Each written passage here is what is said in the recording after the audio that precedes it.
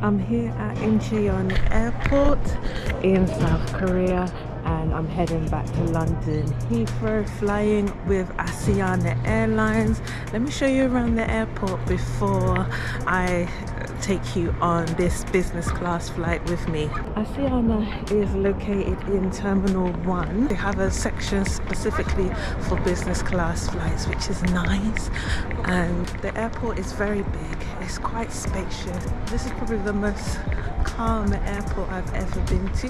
I don't know if it's because it's not playing any music, no one's talking extremely loudly, so it has this really calm vibe. So priority boarding was closed, but they had several entrance points to security and they had screens which indicated the wait time depending on the gate that you chose to get through to security, which is really nice. I've never seen this in an airport before. Just once you've gone through security, and just check where your gate is, because some of them you'll need to take the shuttle train to.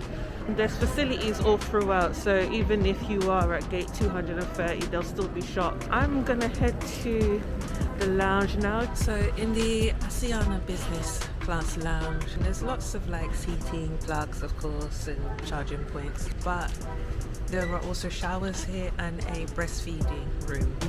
It is just after 11, so it's mainly breakfast options that they have.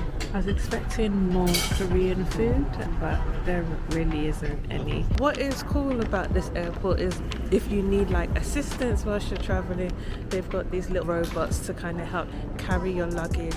There's also these robots wandering around offering assistance, I suppose, if you need directions. I got a glimpse of the Airbus A350-900 before boarding, which has 311 seats, 28 in business class, 36 in economy Smartium, which is essentially premium economy, and 247 in economy. I've taken hundreds of economy class flights, and I'm not gonna lie, I started to get really excited as I veered off to the left to go through the business class entrance.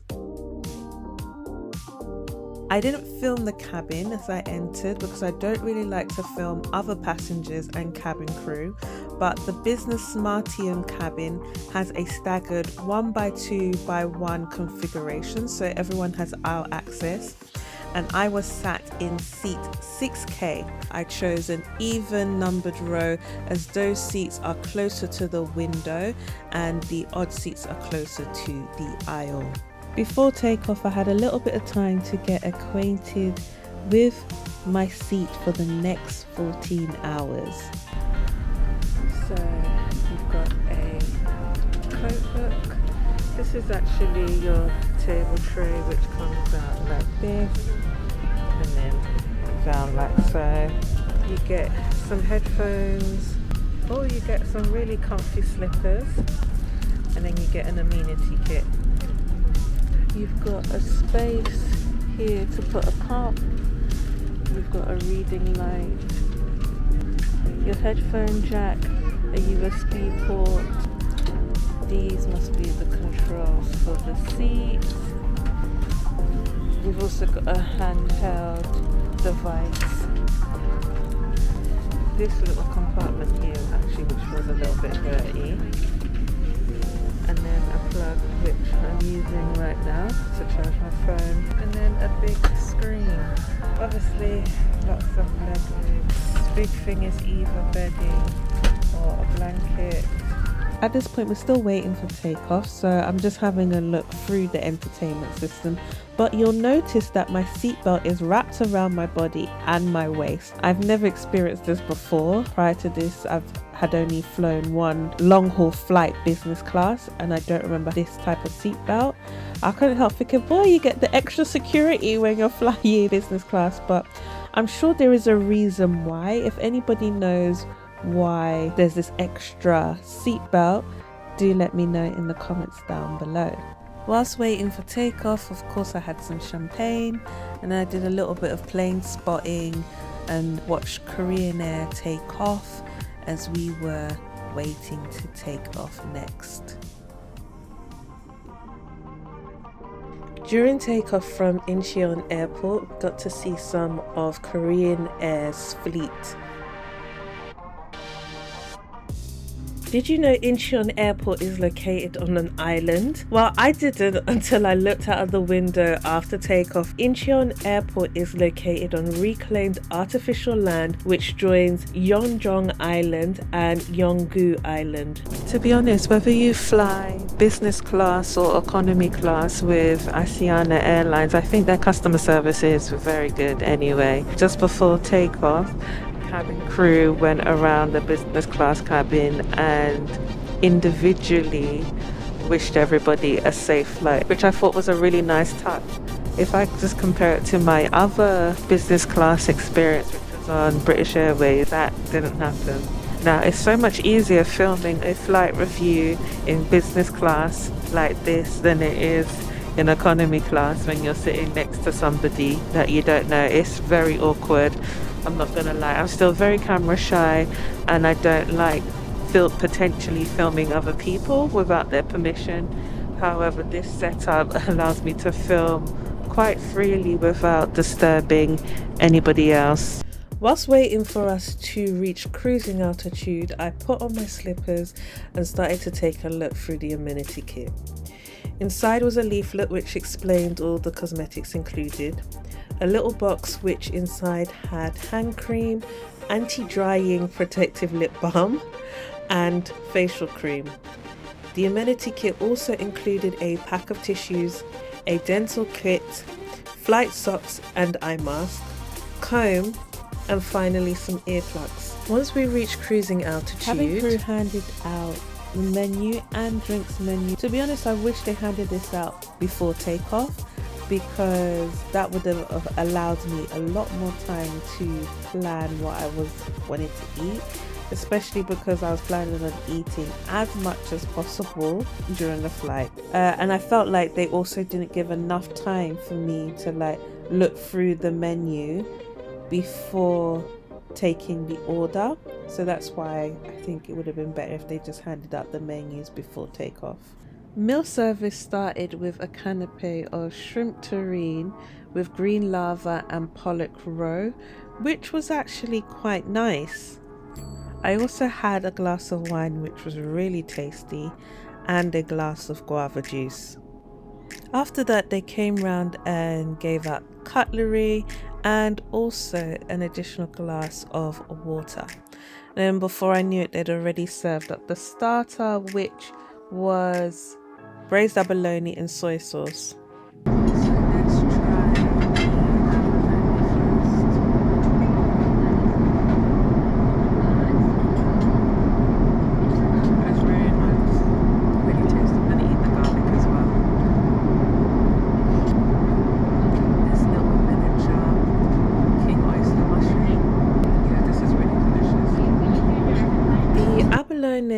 And the canapé that I had, they were both very delicious, like extremely tasty.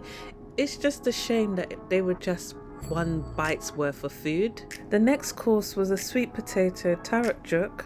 Tarakjuk is a rice porridge with milk. In general, I'm not a fan of porridge type foods, but I'm eating this like I like it. But I guess I just don't like to waste food.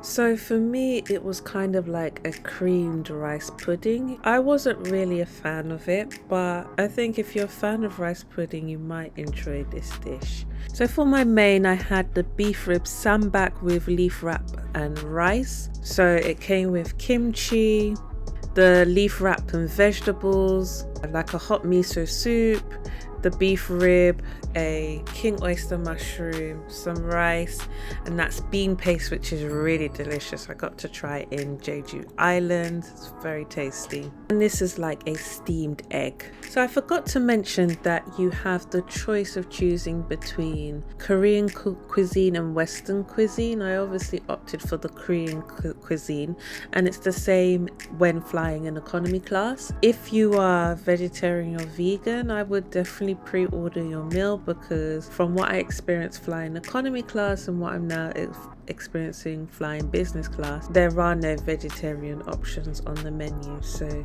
make sure to pre-order your meal. So to eat the sambap, you take a leaf, and then I've put a little bit of rice on it, and then one of the beef rib pieces, and then I've put a little bit of the bean paste. It's really delicious.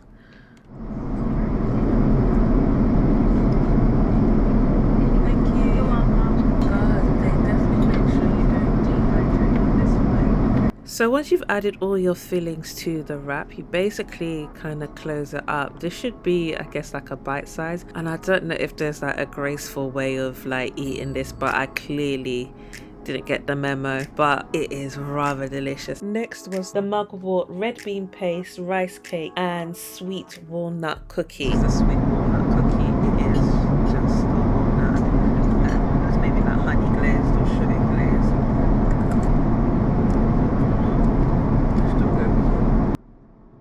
So this was absolutely delightful.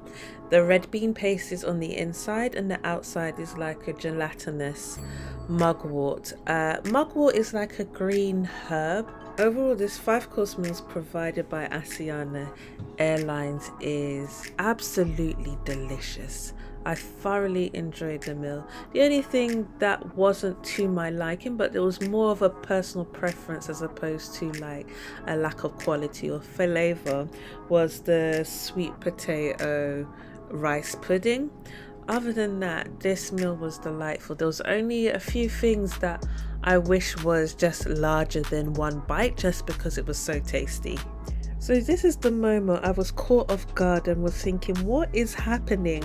I thought meal service was over, but no, there was a 6-course.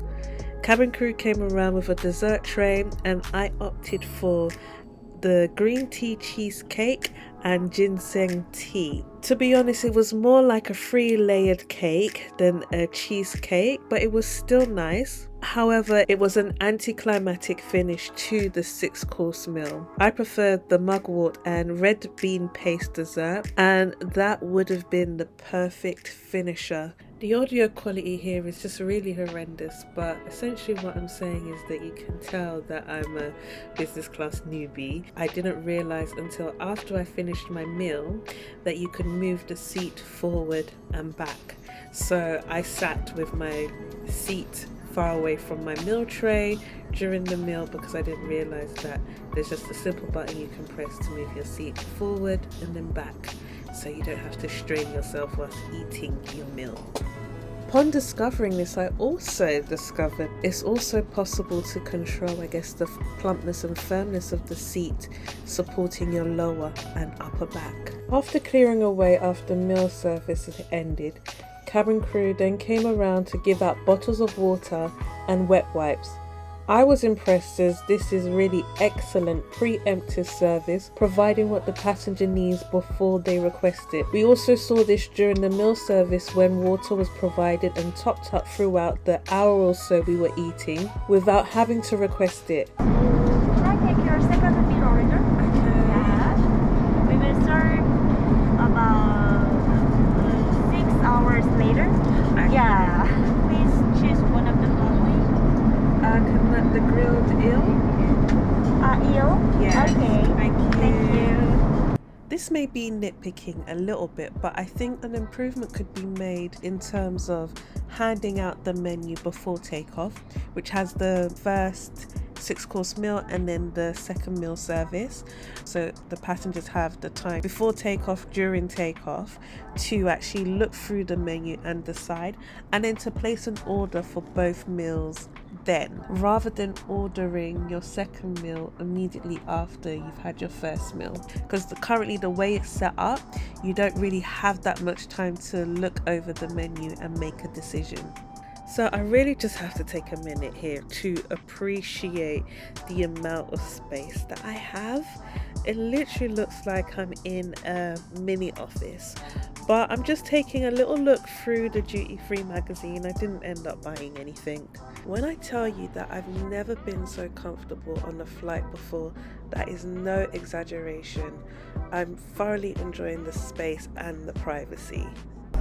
So I'm in the toilet. Nothing much to report, just a regular size toilet. You've got some L'Occitane body lotion. What's this? Home and Away mist.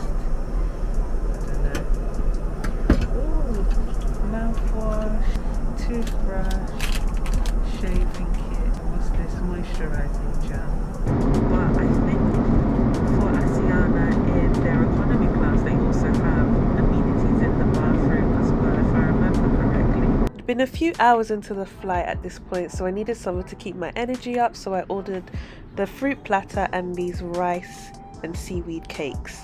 It was bright outside, but cabin lights were off, and even though I had no intention of falling asleep, I had to try out the lie flat bed. It did feel a bit snug and cozy, as the section that your feet go into is a little bit narrow. However, this is heavenly because if I wanted to sleep in economy class, I would be upright with the seat in front of me pushing against my knees, struggling to find a way to support my neck so it doesn't snap off every time I doze off. So I thoroughly appreciated this, and I just really appreciated being able to fly across continents in a bed. So at this point I still had around 7 to 8 hours left of this 14-hour flight, which was mainly flying overland. So I occupied the time by checking out the spectacular views and by watching which felt like countless movies. At some point I felt like it was time for another snack, so I ordered a gimbap and was told by cabin crew that the next meal service was about to start. But I had the snack anyway. To be honest, I just wanted to make the most of it and eat and drink as much as possible. Meal service started with a choice of bread. I chose olive bread and was served with a balsamic and olive oil dressing, alongside a smoked duck breast salad with orange and asparagus. I didn't choose this dish, so I guess this is what automatically comes as a starter for the main. And so this is why I think it's really important, if you have dietary requirements or a vegan or a pescatarian before you fly Asiana Airlines, you should definitely pre-order your meal, because there's an assumption that everybody would want to eat meat, and there wasn't a single vegetarian option on the menu.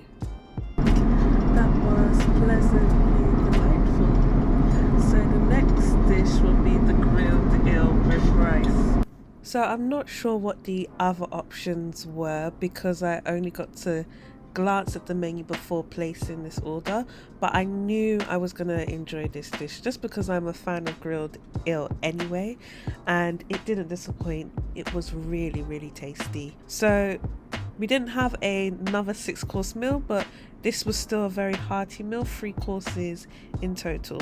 For dessert, I had the Earl Grey mousse cake. Now, I definitely preferred this to the cheesecake that I had earlier, but I definitely feel that where Asiana shines is definitely in their Korean cuisine. This meal was served close before the end of the flight. Once the meal service was over and cabin crew cleared away, everything was pretty much hovering over the clouds of London, and before I knew it, we was breaking through to land at Heathrow Airport. You may want to check out some of my other flight reviews. Don't forget to subscribe, and I will see you in the next video.